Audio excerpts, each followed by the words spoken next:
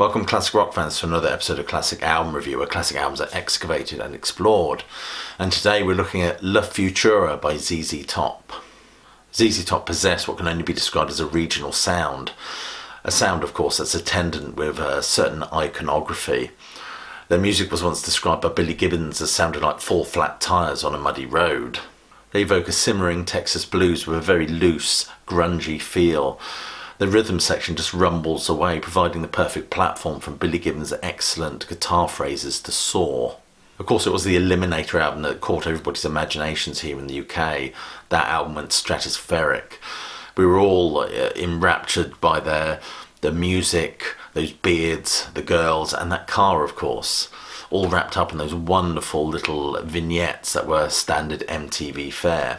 That album, of course, became a global phenomenon, which is not bad back then if you consider this is before the World Wide Web, and not bad at all for a little old band from Texas. Nevertheless, I can't help but feel that this band dined out for too long on that Eliminator vibe, with those synth textures and electronic drum sounds beginning to sound artistically vapid, especially as we move away from the 1980s into a starker and grungier age, trading gimmickry and gloss for raw nihilism and the emotional dysfunction of teen spirit.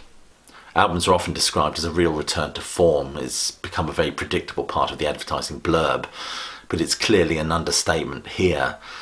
Everything you could possibly want from a ZZ Top album is on this one, from the infectious boogie of Chartreuse and Consumption, which are the standout numbers as far as I'm concerned. I love the sound of those two in particular, with the soupy guitars and rhythmic crunches. And let's not forget that very distinctive tubercular rasp of Billy Gibbons. Consequently, of course, we're served up with what Rolling Stone describes as a crackling swampification. If we take I Gots to Get Paid, for example, it's a remarkable number. It's actually a hybrid of Delta blues and believe it or not, a hip-hop number. Sounds bizarre, but it actually works, and sometimes these musical cross-pollinations can actually yield fruit.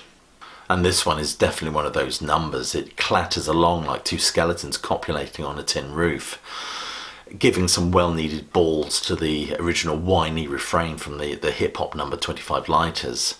A refrain, of course, reconfigured as a grungy, heavy ZZ Top groove.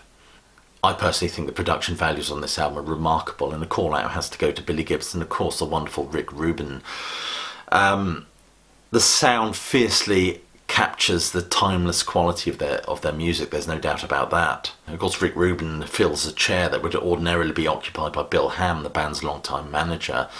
But credit where credit's due, they've certainly managed to capture that very dirty 70s boogie that so defined this band's sound, with only the odd occasional nod to the affected, stylised rumblings of the Eliminator period. Unlike the Eliminator album, of course, they tend to use synths as a way of texturing the music rather than providing the building blocks from which the guitars and the bass would later be hung. In many ways, they feel like an embellishment rather than forming the structure of the song. And I, for one, really enjoy the authentic drum sound on this record. It gives it a real drive and southern swagger to the music. Billy Gibbons' voice on this record is absolutely wonderful. It's clearly aged, but his voice is platformed and celebrated, and I love the honesty of that. It reminds me in many respects of McCartney's voice on his last album, Egypt Station.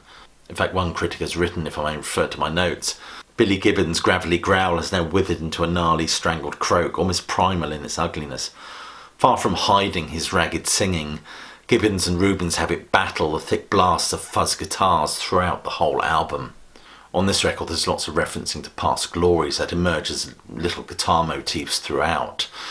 Yet it's done in a way that feels like a celebration of their music. It's not stale or uninspired repetition by any stretch of the imagination. They're celebrating all the elements that make them what they are, from sleazy boogie to their very distinctive take on the blues to the thundering riffs. And let's not forget that lecherous swagger and leer that's still very much on this one in abundance. So let's turn our attention to some of the songs on the album. I was listening to it this morning and taking copious notes.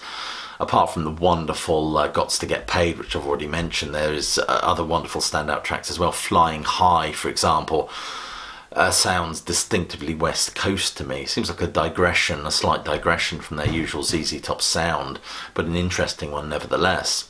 Chartreuse is one of my favourites. I love that blues turnaround they have in this song, and lyrics like I like them big caboose, light my fuse. Certainly not subtle, of course, but this band have always been very much about the sound and the groove, to be honest with you. And this one is wonderful, of course, with that hard driving rhythm section and dirty sounding guitars, with the tush motif thrown in for good measure. It's a song that wouldn't sound out of place on the Fandango album. It feels very much like a band released from its digital shackles to celebrate once more that sloppy, loose guitar sound that stings and fuzzes away incessantly. Consumption is one of my favourite tracks on this record. It marks a point where things really do get ugly on this album. It sounds sludgier and grimier than before, and let's not forget Billy Gibbons sounds somewhat consumptive himself, all contributing to that thick stew of sonic ZZ Top sludge. And a call out has to go to the production values that are perfectly exemplified on this track. Rick Rubin's really captures the authentic dynamics of this band. This song hiccups along like the spluttering of that road-worn ZZ Topmobile of old. Heartache Blue sees Billy Gibbons doing his best John Lee Hooker. I swear everything on this album has been down-tuned a few semitones. But then Billy Gibbons was always a master of tone and technique, in my opinion. Don't Want to Lose You is as infectious as a dose of the clap. It's really, I love the little guitar motif and the tonal quality of the minor key that's incorporated in this one.